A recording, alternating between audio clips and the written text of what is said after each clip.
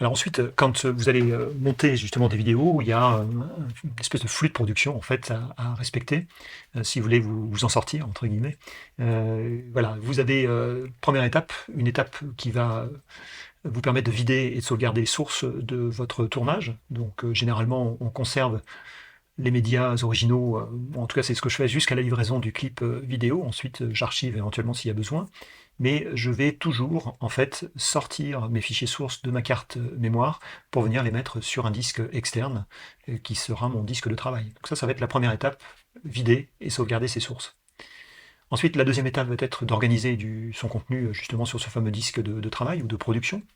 Donc on va faire en sorte de regrouper les éléments dans des dossiers, des sous-dossiers, et ça va correspondre en fait à une espèce de hiérarchisation des éléments qui sont associés à votre tournage. Par exemple, on pourrait imaginer que le nom du projet ou le nom de l'événement soit l'entrée en matière, et ensuite le lieu, les caméras, le nom des caméras dont les sources, pardon, la provenance des sources de ces différentes caméras qui seraient stockées par exemple dans un dossier spécifique.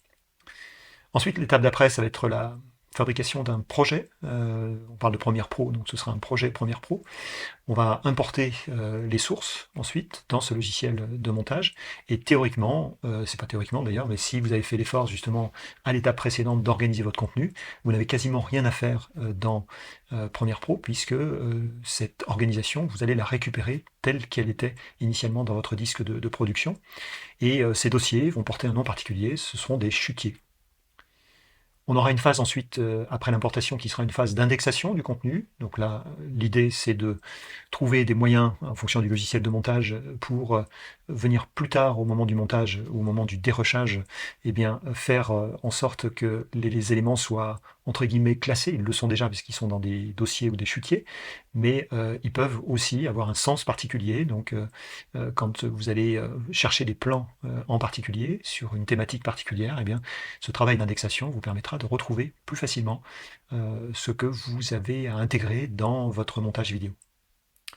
Ensuite, on va parler de création d'une séquence. Cette séquence, en fait, c'est l'endroit où on va retrouver un élément fondamental qui est la timeline, c'est-à-dire l'échelle de temps sur laquelle vous allez glisser vos fichiers audio, vos fichiers vidéo, tout ce qui est relatif à l'infographie. Tout le travail de montage va être fait à l'intérieur de cette séquence.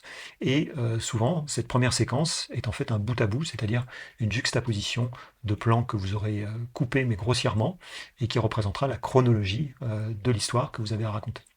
L'étape d'après, ce sera un montage plus précis, c'est-à-dire que ce bout à bout, on va revenir dessus, une fois que la validation de ce bout à bout sera faite, et on va essayer de raccourcir certains plans. On va généralement peu ou pas du tout modifier l'ordre puisqu'il a été validé, mais par contre on va essayer de dynamiser, fixer un tempo justement à ces différents plans qui sont dans le bon ordre.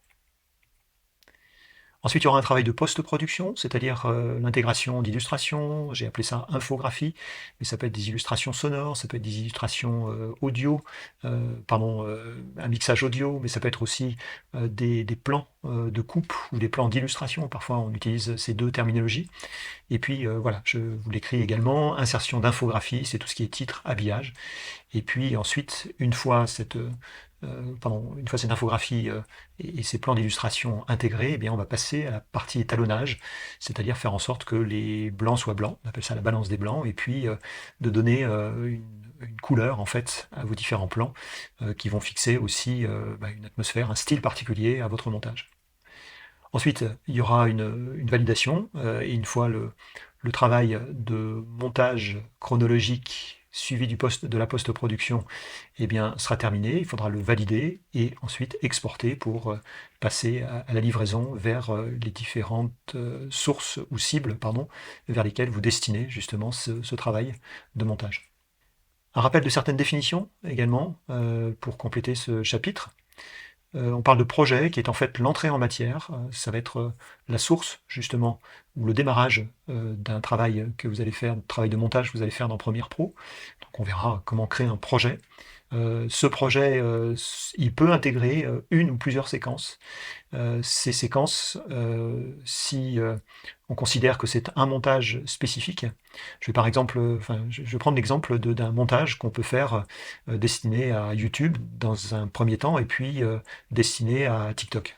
On se dit, ces deux réseaux sociaux, oui, mais ces deux réseaux sociaux ne vont pas utiliser en fait le même format, la même orientation de plan.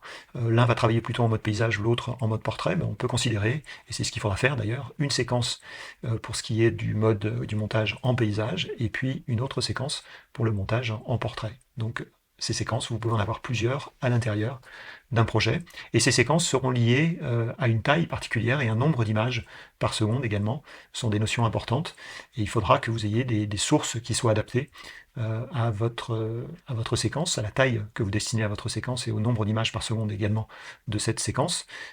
Et la règle, c'est qui peut faire le plus peut faire le moins, mais pas l'inverse. C'est-à-dire qu'en gros, vos plans doivent être au moins égales, si ce n'est ou supérieurs, mais c'est pas l'inverse. Vos plans ne peuvent pas être plus petits, donc les sources ne peuvent pas être plus petites que la séquence que vous avez paramétrée.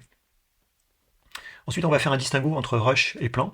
Les rushs, c'est plutôt le format brut, c'est-à-dire l'équivalent d'un format non monté, qui est aussi un format qui correspond en fait à la durée du plan de l'élément de la vidéo d'origine et qui n'a pas de point d'entrée, de point de sortie. On considère que si justement il y a une sélection de fait à l'intérieur de ce rush, ça n'est plus un rush, mais c'est un plan dû au fait justement que vous ayez ces fameux points d'entrée et points de sortie. On parle de chutier, ensuite on l'a déjà évoqué dans la partie organisation, ça correspond aux dossiers locaux que vous allez retrouver dans votre disque interne ou disque externe. La séquence imbriquée, c'est en fait l'équivalent d'une sous-séquence. Vous vous souvenez de la séquence, c'est là-dedans qu'on va faire son montage. Eh bien, on pourrait à l'intérieur créer des espèces de sous-séquences, justement. Alors, c'est un peu l'équivalent des dossiers sous-dossiers. C'est-à-dire qu'on n'a pas réussi à tout classer dans le dossier par an, donc on va créer des sous-éléments à l'intérieur. Donc ça permet de prendre certains plans de votre séquence principale, de les regrouper entre guillemets dans une sous-séquence, donc dans une séquence imbriquée, de façon à les rendre entre guillemets indépendants et surtout de les regrouper. Ça permet parfois aussi sur des séquences complexes, parce qu'elles contiennent beaucoup d'éléments, de simplifier également l'affichage et de déporter entre guillemets certains éléments du montage. Le métrage, c'est en fait une terminologie qu'on va utiliser notamment pour une séquence et qui regroupe la taille et le nombre d'images par seconde de cette fameuse séquence.